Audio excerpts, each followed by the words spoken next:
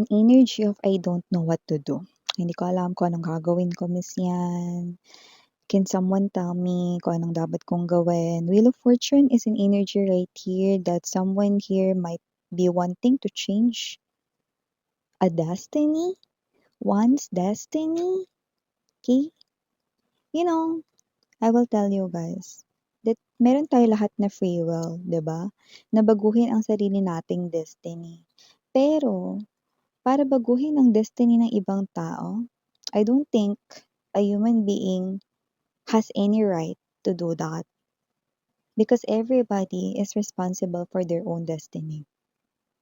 Ikaw ba magiging happy ka if babaguhin ng ibang tao ang destiny mo? Hindi, 'di ba? But someone here wants to change one's destiny. Let's see.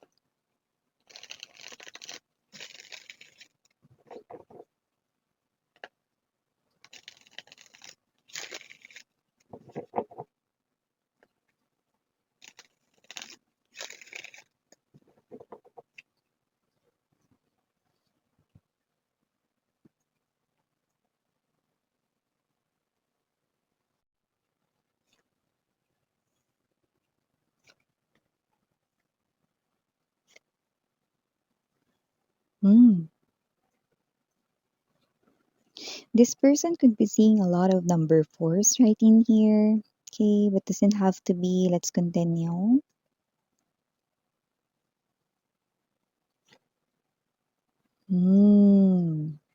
Okay. Okay.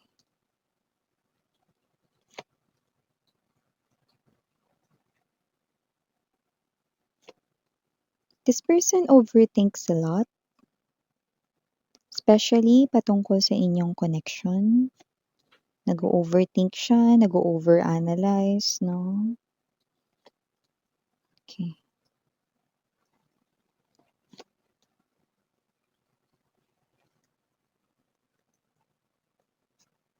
Hmm. Well, this is natural right in here for the bottom of the deck. Nine of Swords, Six of Coins, Hangman energy.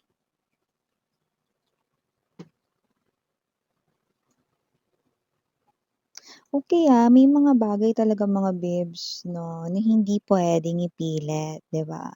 May mga bagay na hindi puwede, may mga bagay na bawal, may mga bagay na hindi puwede, 'yan 'no.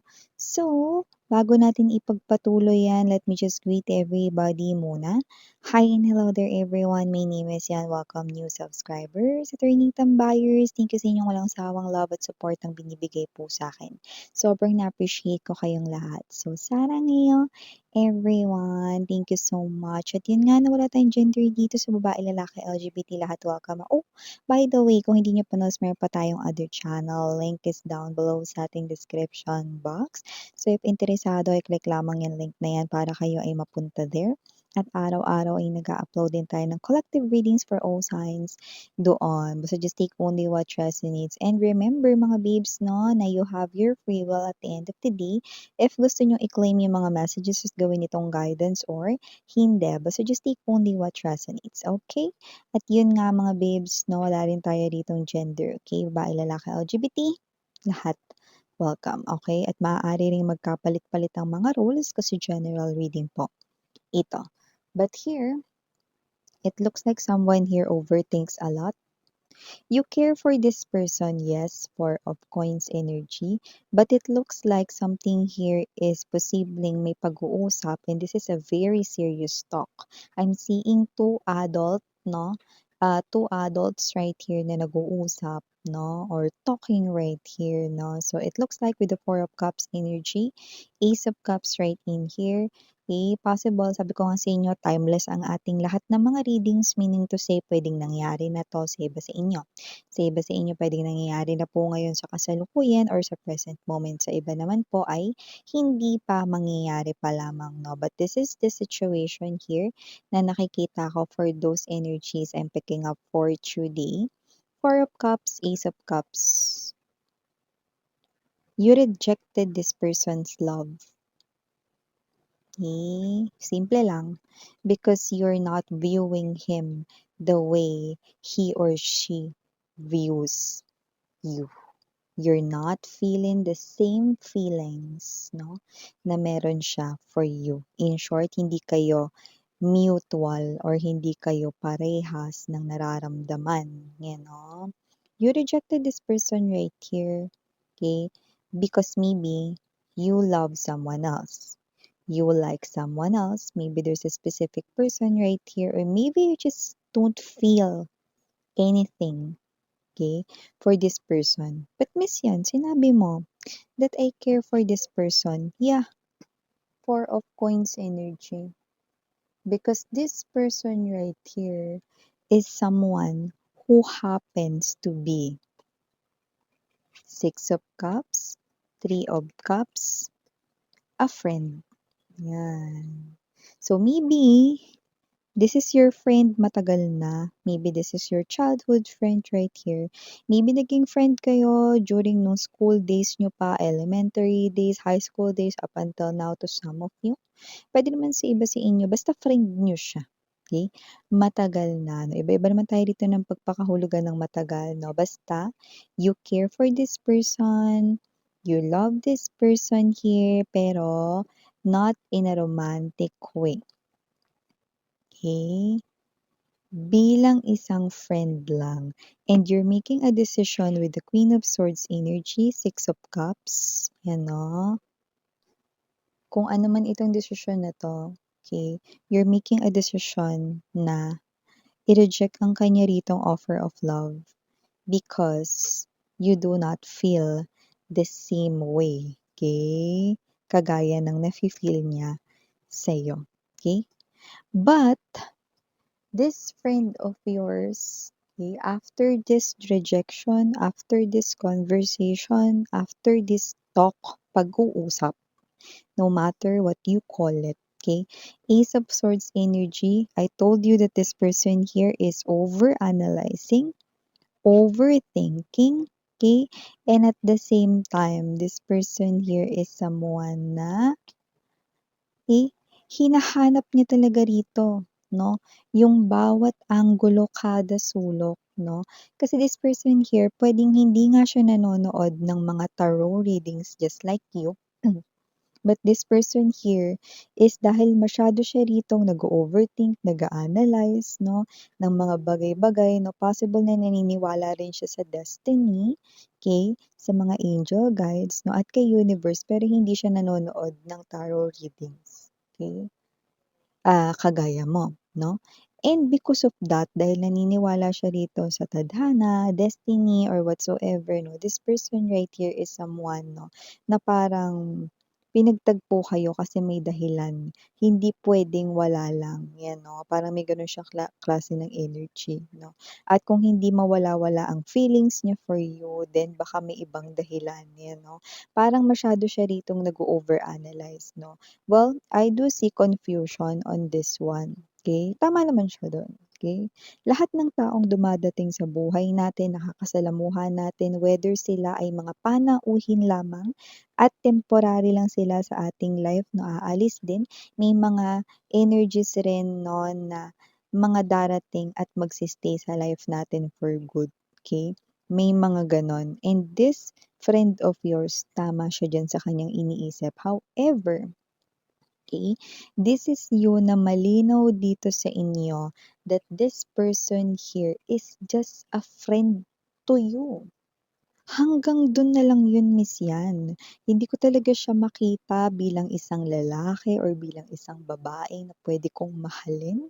Iniisip ko palang hindi ko talaga ma-imagine, Miss Yan, na magkakagusto ko sa kanya. Friend lang talaga, hanggang dun lang talaga yun.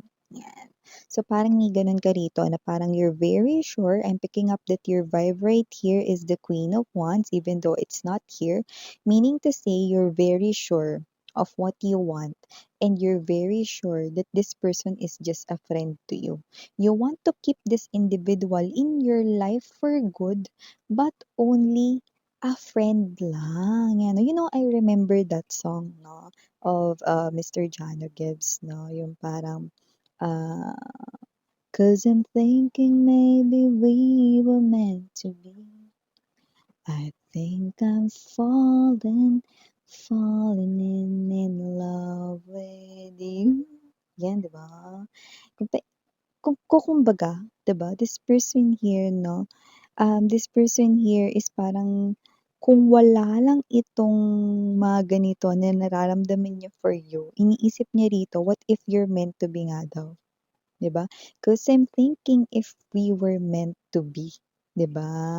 But I think this is just a confusion right in here because sa energy mo walang magulo rito 'no, at nakita ko rito na talagang destined siya rito na makapasok sa life mo, pero ang role niya lang talaga sa buhay mo is just a friend. Yan yung malinaw na malinaw dito. And this is such a heartbreaking here for this person. Not everything, no, is meron ditong ibig sabihin, lalo na kung ganito nataliwas kayo ritong dalawa. 'No? May mga bagay na hindi talaga puwedeng ipilit 'no, like alam mo 'yun 'no, parang laruan lang 'yan ng bata 'di ba? Yung mga parang mga blocks 'no, na shape ay star tapos pagkakasyahin mo dun yung circle hindi magma-match 'di ba? So parang ganun lang 'yun mga babes. So we have here the Three of Swords energy. I do see 'no, na itong person na 'to, okay, possible rito na kahit na meron kayo ditong ibang taong gusto, may crush kayo, or you're already in a relationship 'no, nasasaktan siya dun pero iniisip niya pa rin, baka meant to be kayong dalawa, baka hindi lang talaga kayo friend 'no. Alam mo kung ba't niya iniisip, simple lang, dahil may gusto siya sa'yo. Dahil ang gusto niya out of this connection is to turn it all around and make, okay, kayo na maging couple. But it's impossible. Why? Because you like someone else. You love someone else. And ang pinakamalaki rito, no, na alam mo is meron man akong kayong relationship, Miss Yan, or wala. May crush man ako sa iba, Miss Yan, o wala. I'm just seeing this person here as a friend. Yan. So, you know, this person here, okay, nakita ko rito nasaktan siya dito sa inyo ritong sinabi because you're making it clear with the Queen of Swords energy. Wala tayong gender dito, no? Okay, pero this person here, hindi niya agad-agad yan matatanggap, no? Kasi nga, syempre, di ba, masakit yun para sa isang tao na gusto mo tapos hindi ka pala gusto. So, we have here the Nine of Swords energy, Six of Coins right in here, Hangman. So, nakita natin dito na kung sino man 'tong energy na 'to, lumalabas rito na posible na iniisip or iisipin niya rito kung patuloy pa rin ba siya rito 'no, na makikipagkita sa'yo or kaya niya ba talagang i-accept na maging friend lang talaga kayo 'no. Kasi with the Hangman right here, this is an energy right here 'no, of thinking, thinking about what is coming, no? Thinking about his or her future, okay? If nandoon ka sa future niya and friend ka lang niya, kaya niya kaya yun? Yeah, that is one part na posibleng isipin niya rito in the upcoming, no, na mga buwan or kung kailan man ito mangyayari, no, because to some of you, it's not yet happening. The adult conversation here is not yet happening, but soon it will, no? So nakita natin dito na kung sino man tong friend ni ito, this person here, no, is thinking, what if you're meant to be? But it looks like it's not meant to be because I'm seeing you're meant for someone else. Yan. But this person here, yeah, really fell in love with you. I think I'm falling. So, kung sino man tong energy na 'to 'no, fell na talaga rito siya sa inyo, hindi na fall, talagang na-fell in love na siya sa'yo 'no. But there's this misunderstanding right in here na may mga bagay na dapat ay tanggapin, may mga bagay na hindi puwedeng mabago, at may mga bagay na hindi puwedeng ipilit. Okay. So yeah, these are all the messages we've got right here for you, sweethearts. Thank you so much for your time here, babe. And this is such a privilege to me. Thank you so much. I appreciate that you're here. Always na nakatambay no, dito sa aking mga channels. Thank you so much. Sarang Hill, Love and Light. Annyeong.